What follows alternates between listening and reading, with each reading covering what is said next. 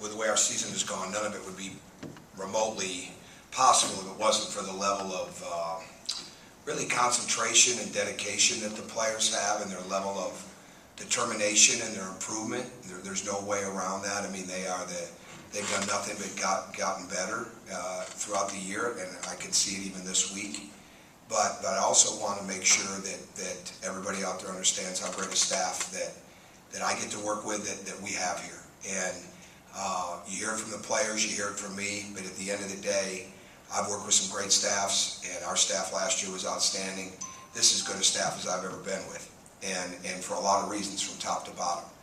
And the contributions that these coaches make, especially starting with Tim Buckley and Chuck Martin and Rob Judson and Jade Grossman, who's been here since day one, Brett Berman, obviously what we have when it comes to Tim Garl, what we have when it comes to Marty Mooney, what we have when it comes to Lionel Anderson, Beth, who's back now from her maternity leave. Everybody that's a part of this has not only done a great job in their role, but they've helped other people with theirs. And to me, when you have coaches like we have, in the sense of the way that Tim and Rob and Chuck can teach, the way that they can inspire, the game planning and the scouting that they do is extraordinary. Obviously the recruiting, but they're a huge part of the development of this team. And to me, one of the things that always stood out to me, I know I've said this before, not lately I don't think, but one of the things that always stood out to me when I was growing up, and then when I was coming up as a coach, and then being even a head coach, is the Indiana staff were always household names, not just in the state of Indiana, but anybody that paid attention to it. Obviously Bob Knight was a household name around the world, but all the coaches that were part of those staffs, they were highly respected, and that's what I've always wanted to have happen here, for the people that were on this staff, and I hope that it is, because we've had guys like Steve. I knew we were going to miss Steve a lot, and the ability to move Rob up has just paid enormous dividends, because losing Steve was going to be a blow, just like a year ago losing Janae, it was going to be a blow. And Chris Virtue stepped in last year and did fantastic, and then in comes Lionel, and now Stephen Houston working with him, and we just keep getting better and better. So I wanted to say that because anytime, I said this on the radio show the other night, anytime you get awards as a group, or anytime you win a championship as a group, there's a lot of reasons. And I know it's we're looking for the when did this turn, when did that happen? It happens over a period of time because everybody stays really consistent with their teaching, they stay consistent with their dedication, and they bring it every day, and that's exactly what this staff is doing. So as far as our week, and then I'll open it up to questions, we feel good about the way that we're preparing. We're preparing for both games, for both teams in the first game, but we're also preparing ourselves, and I think we've had a good week.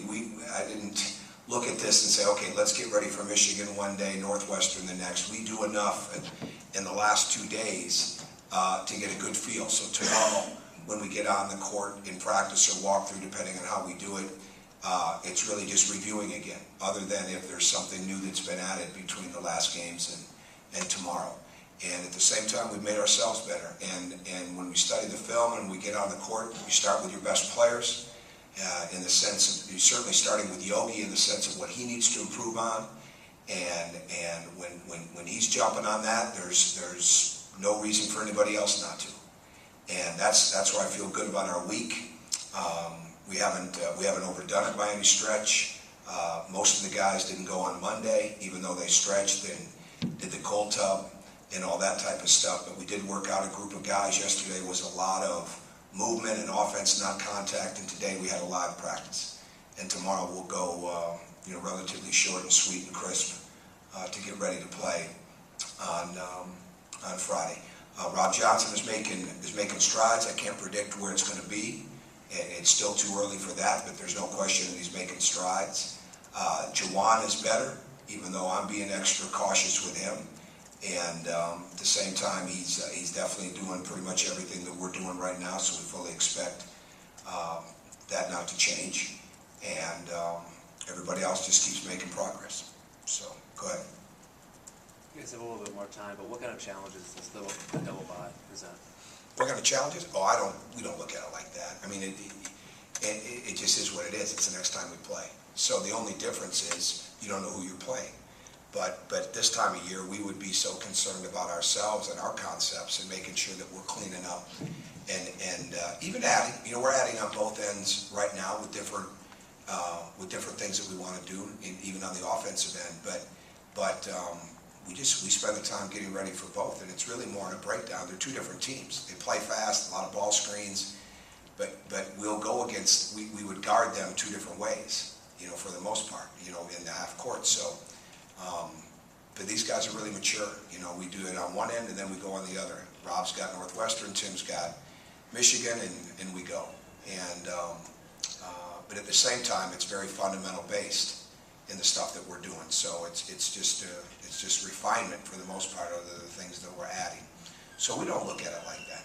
And it's the next game on the schedule. You're just not quite sure which one it's going to be. But I've done it both ways in the past where you get ready for one day, one the next. You don't get ready for either one of them. You get ready at the last minute. This team's mature enough to do both. They know the difference, and they have high respect for both of them. You mentioned the other night just all the pain Juwan was in after Iowa. To see him bounce back, to see him battle, to see him actually just play the other night. How much does that endear a player to his teammates, to his coach, just to see him, you know? Oh, absolutely. I think none of us are surprised with him. He's highly respected. He's been respected for some time, and it was two different. The other day was a non-contact injury, and the other day, and then Tuesday night was a contact injury. So everybody feels for him. I mean, he was in the locker room obviously when we got back, you know, after the game, so he really didn't miss anything like that. But we've had guys go straight to the training room after games. I mean, he's got a toughness level, but at the end of the day, they've got high respect for him, not only as a person, but for how he contributes to winning.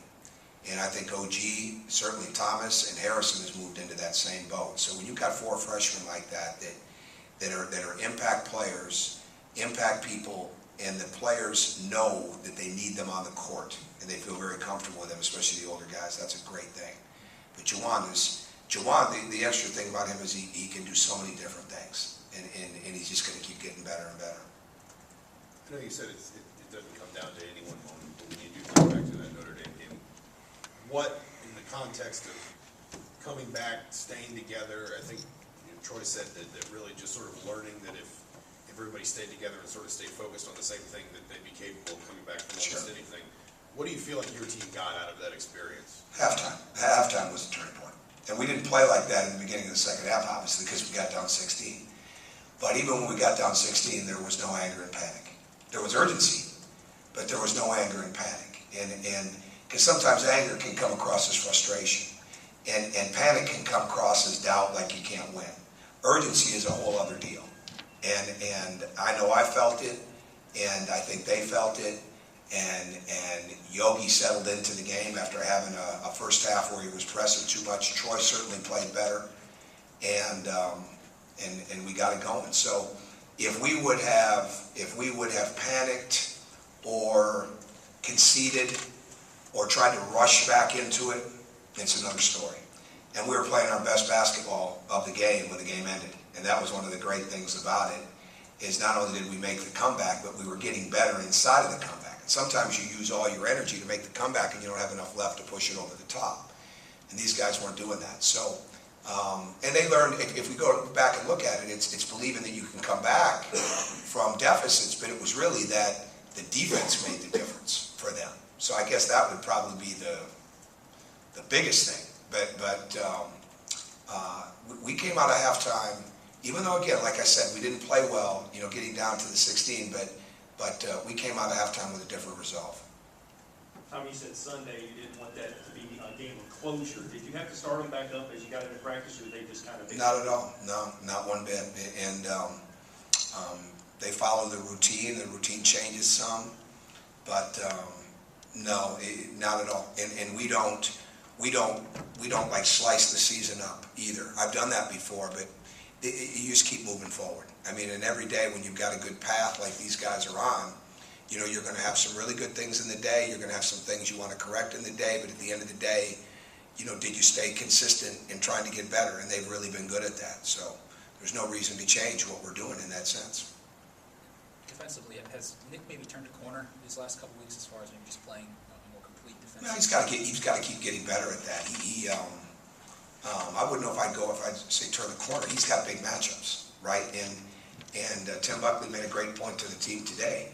There is no place to hide anybody this time of year. So you got to hold your own. And you not only have to be an individual defender, but you have to be a really good team defender. But this time of year, when it comes to March, and really our league prepares us for that, right?